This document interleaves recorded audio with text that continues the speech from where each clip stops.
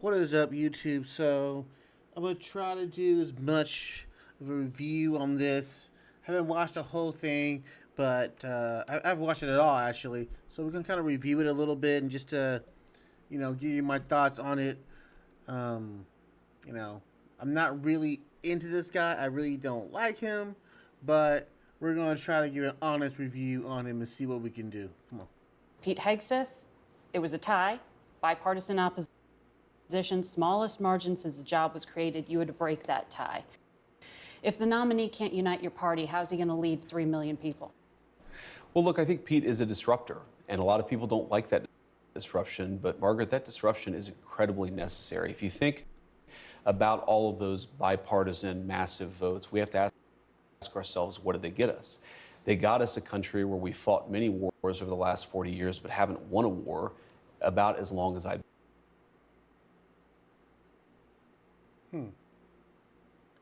I mean, he's already kind of bullshitting. I mean, what the question was, how was he supposed to unite? You know what I'm saying? And he danced around the whole damn thing. So, you know, you got yourself a little foot puppet, been alive. a little foot soldier. So They've got us a military with a major recruitment crisis, a procurement price crisis that's totally dysfunctional, where we buy airplanes for billions and billions of dollars, terrible cost overruns, the delivery dates are always delayed. So we need a big change. Now, admittedly, there are people who don't like that big change, but it is necessary, and it's explicitly what Donald J. Trump ran on. And I think part of the reason why the American people elected him their 47th president. So the main objective is changing all of that? That it's going to be Pete Hegseth alone? yes, because what are you saying? Is the question. What the fuck are you talking about? I'd say the main problem the main thing that we want Pete Hegseth to do is to fix the problems at the Department of Defense. And unfortunately, there are many. We've gotten into way too many wars that we don't have a plan for winning. We've gotten into way too many misadventures that we shouldn't have got into in the very first place. And our procurement process, Margaret, is incredibly broken. We're in an era. Decisions. Well, of course, they're policy decisions, but they're also logistical and implementation decisions. If you look at where we are. Okay, great. Now, what is he doing to solve that problem? How does he solve that problem? The guy got more issues than Spider-Man, so what the hell is he... Why is he good for this job? Why did you feel the need to break the tie? With the rise of artificial intelligence, with the rise of drone technology and drone warfare, we have to really, top to bottom, change the way that we fund the procurement of weapons, the way that we arm our troops. This is a major period of disruption, and we think Pete Hegseth is the guy to lead the job. Now, there's another element to this, Margaret, too, which is we believe that military morale, at least until the election of President Trump, was historically low. You had the Army missing. I don't feel like he's answering any questions right now. I think he's off subject. Recruitment goals by tens of thousands of soldiers, and already recruitment is starting to pick up because Pete Hegseth is fundamentally a warfighter's leader at the Department of Defense. He is a guy who sees not through the perspective of the generals or the bureaucrats. He looks at things through the perspective of the men and women that we send off to fight in our wars. Both the Wall Street Journal and the National Review, conservative publications, as you know, have been critical of Tulsi Gabbard. The Review called her an atrocious nominee who deserves to be defeated. Wow, atrocious? So why is she elected? Compared her defense of Edward Snowden, the fugitive who stole U.S. secrets, to an attorney general who thinks the mob gets a bad rap. Her refusal to accept U.S. intelligence findings that Assad gassed his own people, they said, was like a nominee for OMB director not being able to count. Wow. This is harsh. From Any your of own this people. give you pause putting her in charge of the U.S. intelligence community? Yes or no? No, Margaret, look, these are publications that Yes or no? attacked Donald J. Trump obsessively, but those publications don't determine who the president is, the And American ultimately people supported do. him. And Donald J. Trump is the person who determines who his cabinet is, not these publications that I think, frankly, have lost relevance. The Senate will Tulsi ultimately Gabbard's. decide. Well, the Senate will provide advice and consent, as is its constitutional obligation, but I feel confident that Tulsi Gabbard will ultimately get through.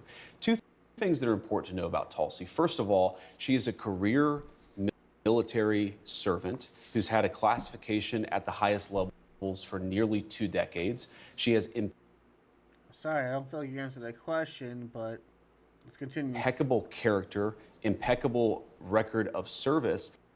And she also is a person who I think is going to bring some trust back to the intelligence services. The bureaucrats at our intelligence services have gotten completely out of control. They've been part of the weaponization of our political system, the weaponization of our justice system. We need to have good intelligence services who keep us safe, but part of that is restoring trust in those services, and we think Tulsi's... But she doesn't give me trust. You saw the rap record. She does not give me trust. So what are you talking about? the right person to do it. That's she why doesn't the president... trust those intelligence services. She recognizes that the bureaucrats have gotten out of control, and we need somebody there who's going to rein them in and return those services to their core mission of identifying information that's going to keep us safe. You campaigned on lowering prices for consumers. We've seen all of these executive orders. Which one lowers prices? We have the... Thank you. That was the main thing. People, I mean, I didn't vote for you because I knew you was full of it, but that's what you voted. That was your slogan, so that was your promise. So what's going on? Done a lot, and there have been a number of executive orders that have caused already jobs to start coming back into our country, which is a core part of lowering prices. You just killed DEI and the EOE, which made people basically instantly unemployed, and you're going to tell me you brought jobs back? More capital investment, more job creation in our economy is one of the things that's going to drive down prices for all consumers, but also raise wages so that people can afford to buy the things that they need. If you look at our... How about lower housing prices? slate of executive orders. No, Margaret, prices are going to come down, but it's going to take a little bit of time, right? The president has been president for all of 5 days. I think that in those 5 days, he's accomplished more than Joe Biden did in 4 years. It's been an incredible... Yeah, he did more things, signing executive orders, but I wouldn't exactly call that an accomplishment. He just did more things. Breakneck pace of activity. We're going to work with Congress. We're of course going to have more executive orders, and we're going to try... The way that you lower prices is that you encourage more capital investment into our country. And you ask specifically, what executive order is going to help lower prices? All of the stuff that we've done on energy, to explore more energy reserves, to develop more energy resources in the United States of America. One of the main drivers of increased prices under the Biden administration is that we had a massive increase in energy prices. Donald Trump has already taken multiple executive actions that are going to lower energy prices, and I do believe that means consumers are going to see lower prices. You believe, but I need actual facts here, please. At the pump and at the grocery store, but it's going to take a little bit of time. Rome wasn't built in a day, and while we've done a whole lot, we can't undo all of the damage of Joe Biden's presidency in 4 days. Well, there are a lot of things that contributed to higher energy prices, and there was record oil and gas production. Yes, Joe Biden did many terrible things to lead to an increase in prices. I agree, Margaret. But some of that was done under your predecessor's watch, so, or say Donald Trump's first watch. So, what are we talking about here? No, but all the things you experience at the grocery store are what people touch and feel. That's what you were talking about, bacon on the campaign trail. Of course, of course. Those things. When do consumers actually get to touch and feel a difference in their lives? Well, Margaret, how does bacon get to the grocery store? It comes on trucks that are fueled by diesel fuel. If the diesel's way too expensive, the bacon's going to become more expensive. How do we grow the bacon? Our farmers need energy to produce. How does it get cheaper?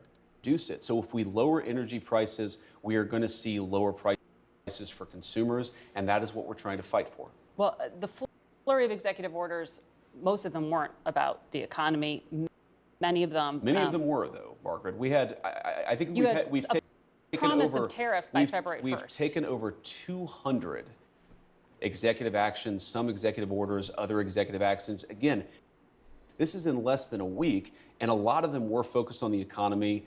No, it was focused on white supremacy and white fragility. Fragility, I can't pronounce that word. But no, it wasn't always focused on the economy. I mean, your boss already said he can't lower the prices, and here you are talking on Face the Nation. Bring investment into our country and lowering energy prices. We've also focused on safety, restoring public safety, ending weaponization of the Department of Justice. We've done a lot. And I think the president is to be commended for actually coming in and doing something with this incredible mandate the American people gave him. He's not sitting in the Oval Office doing nothing. He's doing the American people's business, and I think they're going to see a lot of good effects from it. Well, a lot of these announcements have yet to take effect. Sure. The president did say he wants to do something with an executive order in relation to federal emergency response. He said he may reform or eliminate FEMA. Instead of sending emergency responders, he may start to send a percentage of money to states to take care of themselves. But you know, FEMA has specialized expertise that some of these states just don't have Margaret, in their arsenal. And I wish how that will states who are lower income states, the Mississippis, the Kentuckys, the Alabamas, be able to do this for themselves without federal help? Well, the president, to be clear, is not saying we're going to leave anybody behind. He's saying that in the way that we administer these resources, some of which is coming from the federal level, some of which is coming from the state level, we've got to get the bureaucrats out of the way and get the aid to the people who need it most. But these Let's are the be first honest, responders. Margaret, you talk about the You are trying to get rid of the government so you can do whatever you want to do. I don't feel like you're trying to streamline anything. expertise from FEMA. FEMA in North Carolina, in California, in Florida with some of the hurricanes has often been a disaster. And it's not because we don't have good people at FEMA, it's because bureaucratic red tape and garbage prevents the rapid deployment of resources to the people who need it most. But the states are now going to have to do this themselves? The president is trying to encourage us to reform the way that we deliver emergency response in a way that gets... But that's not necessary because you get there soon enough. In fact, why are you fixing something that isn't broke? Resources so to don't people take who him need literally, it. No, is what you're saying. We should take the president at his word that FEMA needs desperate reform, because it does. Margaret, when I went to North Carolina as VP-elect, but before we were sworn in, people would talk about how FEMA would get resources, food, medicine, water to a warehouse, but then would have no plan to get it from the warehouse to the people in the mountains who were literally starving and thirsting to death. Mm-hmm. We can do so much better and under Donald Trump's leadership. But what you're going to do is give the states the money and they can figure it out for themselves. And what you're basically telling me is, even though a state may not have the resources to work the money or the infrastructure to work the money, you're going to give them enough money and they can just figure it out. So how is that better than what's going on now? We will. But they work with the state and local officials. They often don't work well enough. And again, that's not because on the state and local officials? No, the FEMA management officials don't work well enough with the state and local officials to get resources to the people who need it. Says who? Says who? We should expect, and this is, I think, one of the fundamental premises of President Trump's leadership, the American people should expect more of their government. When there's a terrible disaster, they should expect more for your government, but you're going to give the states a lump sum of money, get rid of FEMA, and tell them to fend for themselves. But expect more for your government. Expect food, medicine, and water to get to the people who need it. When there's a terrible fire in California, the fire hydrants ought to actually turn on. They did turn on. Stop saying that. They did turn on. It's just they all went on at the same time. You ever turn on all the water? You ever turn on all the faucets in your house at the same time? Yeah, it's like that. I am sick of the American people having such low expectations for their government. They should demand more of us because this is the greatest country in the world. And I demand a solid answer from my government officials. Can I get that? That's what Donald Trump's leadership promises to bring back. So still count on the federal government, but watch that space. Let me ask you about another area that you campaigned on quite a lot, and there was a flurry of activity on, and that has to do with immigration. Sure. The U.S. Conference of Catholic Bishops this week condemned some of the executive orders signed by President Trump, specifically those allowing immigration and customs enforcement to enter churches and to enter schools. Do you personally support the idea of conducting a raid or enforcement action in a church service, at a school? Well, let me address this. Of course, if you have a person who is convicted of a violent crime, whether they're an illegal immigrant or a non-illegal immigrant, you have to go and get that person to protect the public safety. That's not unique to immigration. But let me just address this particular issue, Margaret, because as a practicing Catholic, I was actually heartbroken by that statement. And I think that the U.S. Conference of Catholic Bishops needs to actually look in the mirror a little bit and recognize that when they receive So this is a little bit of gaslighting here, my boy. over $100 million to help resettle illegal immigrants, are they worried about humanitarian concerns, or are they actually worried about their bottom line? We are going to enforce immigration law. You're a practicing Catholic. This is how you talk to your boss, your father, if you will. I mean, he just saying you're the Pope is saying you're gonna instant people out for no real reason. You're gonna put them in camps, which I hope you bring it up at some point. I mean, he should condemn that, and you're not really giving me a reason to think otherwise. We're going to protect the American people. Yeah. Donald Trump promised to do that. And I believe the U.S. Conference of Catholic Bishops, if they're worried about the humanitarian costs of immigration enforcement, let them talk about the children who have been sex trafficked because of the wide open border of Joe Biden. You personally let them talk support them about going into people like schools Laken and Riley churches. who were brutally murdered. I support us doing law enforcement against violent criminals. So you're okay with them going into the church and pulling out people in front of their 2-year-old daughter and 12-year-old niece? You're okay with that? Got it. Moving on. Next question. Whether they're illegal immigrants or anybody else, in a way that keeps us safe. Let me ask this question, Margaret. Let's separate the immigration issue. If you had a violent murderer in a school, we're not talking about violent murder. We're talking about immigrants. I mean, most immigrants are not violent murderers, but yet you keep putting them in the same sentence. Of course I want law enforcement to go and get that person out. Of course. So what's the point of the question? You changed the regulation this week. That's the point of the question. Exactly. Giving the authority to go into churches and go into schools.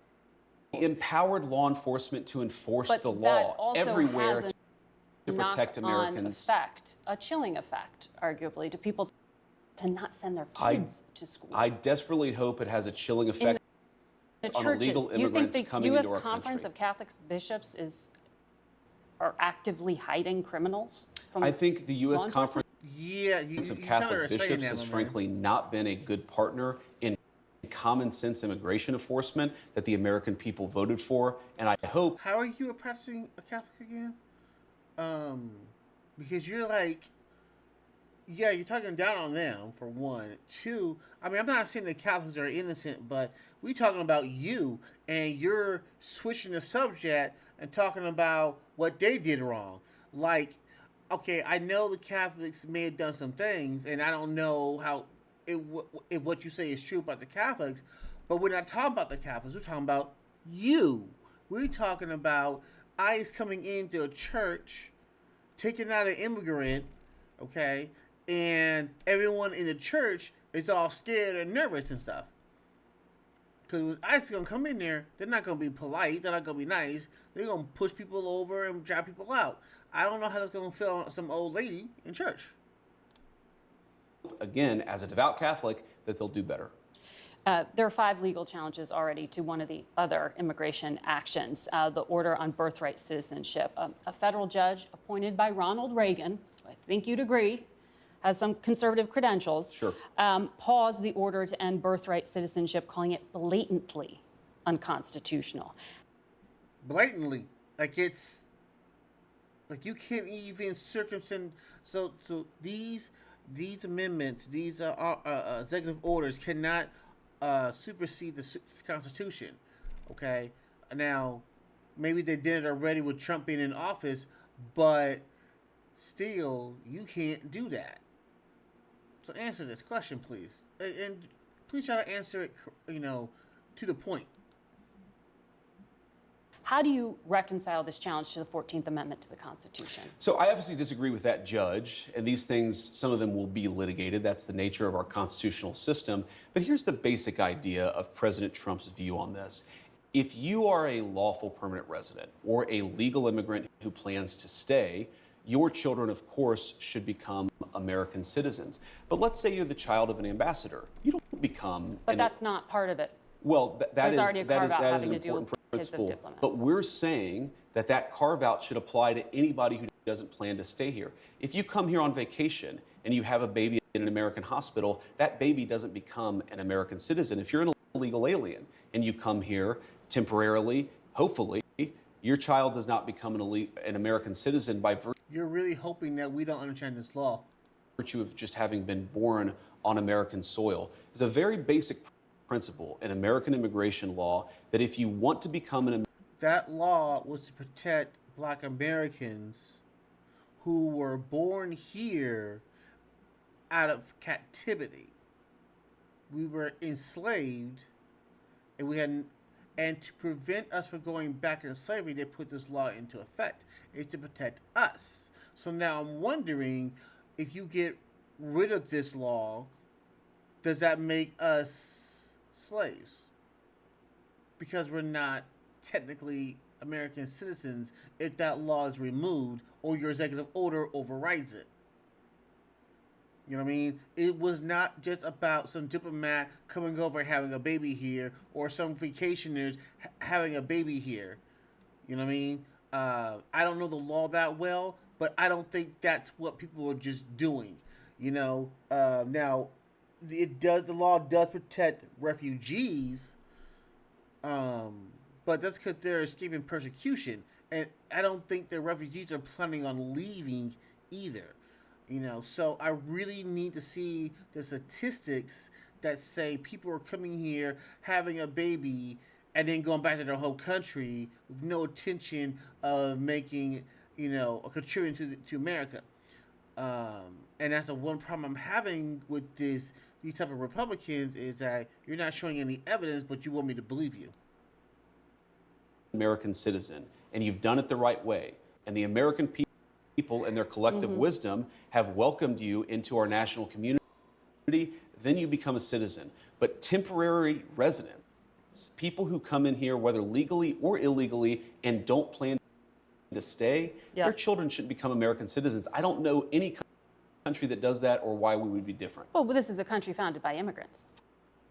Well, this is a country founded by... This is a unique country. This is a very unique country. Yes, everybody's an immigrant here, including your grandparents or your great-grandparents, whichever you want to look at it, you know.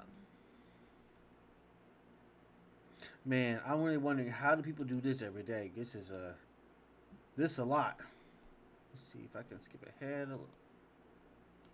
Oh, we froze.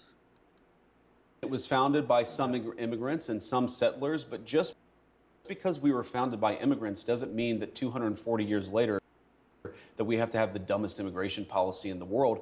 No country says that temporary visitors, their children, will be given complete access to the benefits and blessings of American citizenship. America should actually look out for the interests of our citizens first, and that means, again, if you're here permanently and lawfully, your kid becomes an American citizen. If you're not here permanently, if you're not subject to the jurisdiction of the United States and don't plan to be, why would we make those people's children American citizens permanently?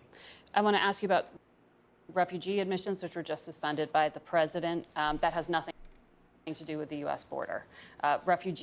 So unfortunately, she had so many questions to go through. She got to get all these questions out, so I have to respect it.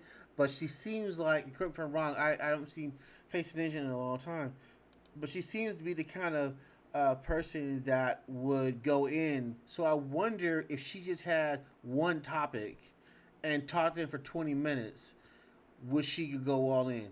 Would she, you know, kind of challenge him harder on these questions? Screening takes 18 to 24 months to go through. They are heavily vetted. Left literally at the airport this week were thousands of Afghans, some of whom had worked with the United States government and were promised to come here. When you talked to us in August, you said, I don't don't think we should abandon anybody who's been properly vetted and helped us. Do you stand by that? Well, Margaret, I don't agree that all these immigrants or all these refugees have been properly vetted. In fact, we know that there are cases of people who allegedly were properly vetted. Just a minute, you reneged. You reneged. You went back on your word.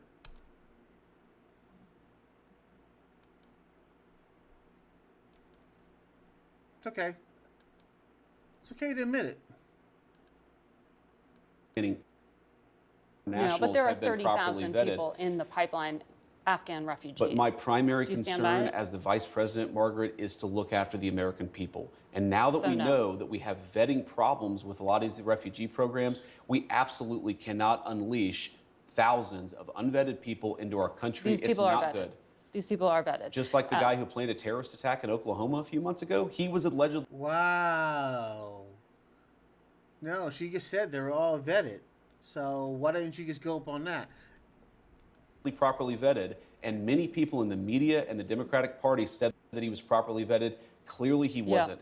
I don't want my children to share a neighborhood with people who are not properly vetted, and because I don't want it for my kids, I'm not going to force any other American citizens' kids to do that either. No, and that was a very particular case. It wasn't clear if he was radicalized when he got here or while he was living here. I don't really care, Margaret. I don't want that person in my country, and I think most Americans agree with me.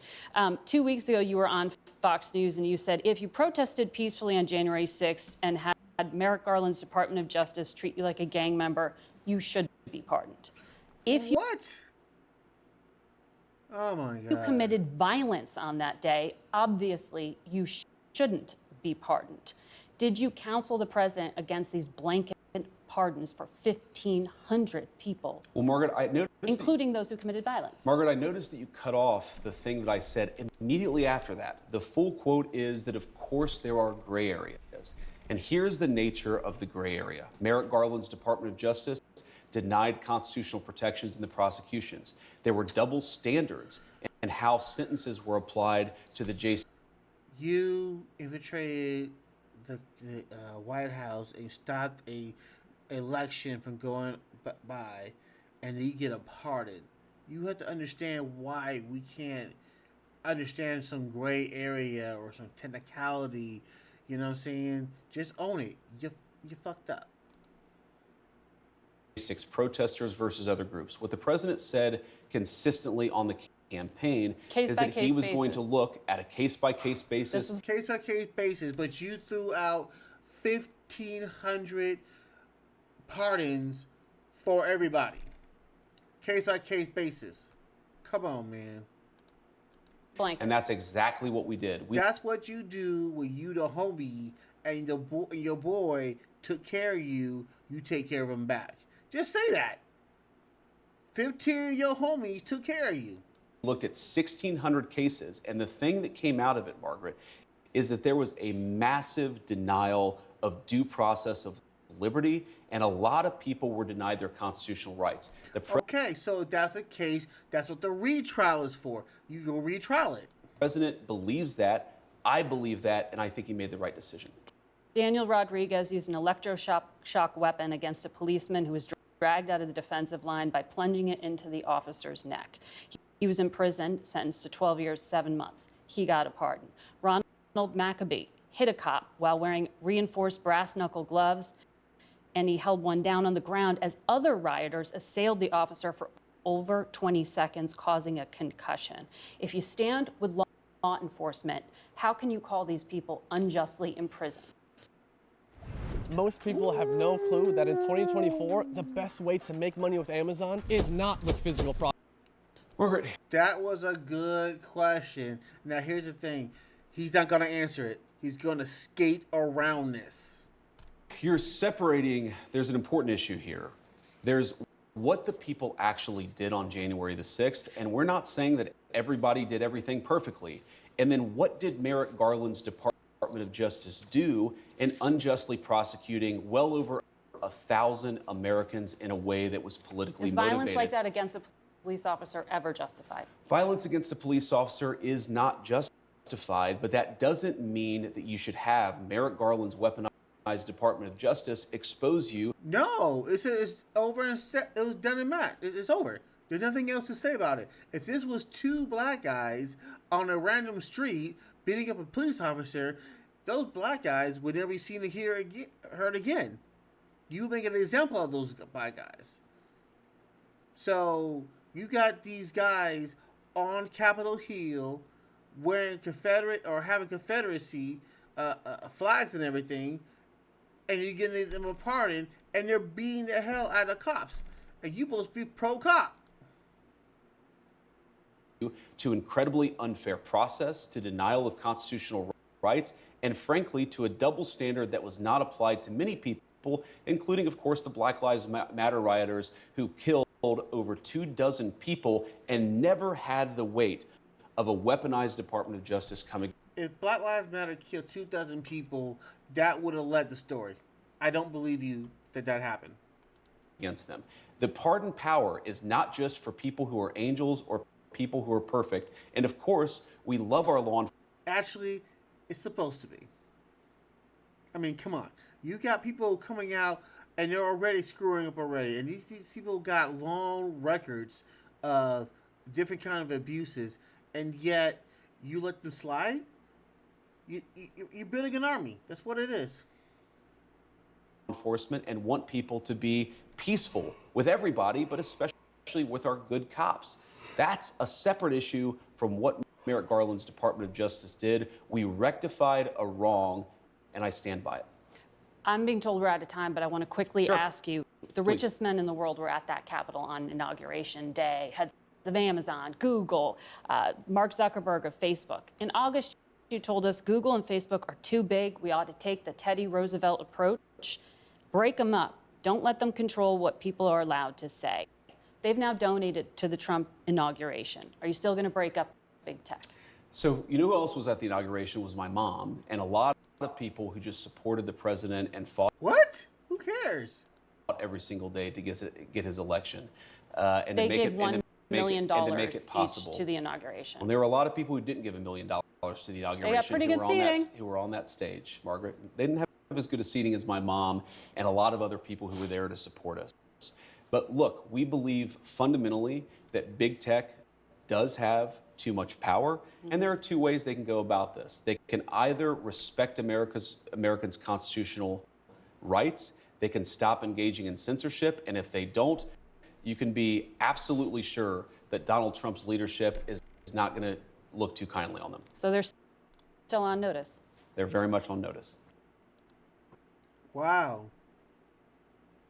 He did not convince me. He made me hate him more. He's one of those people where the more he talks, the more I don't like him.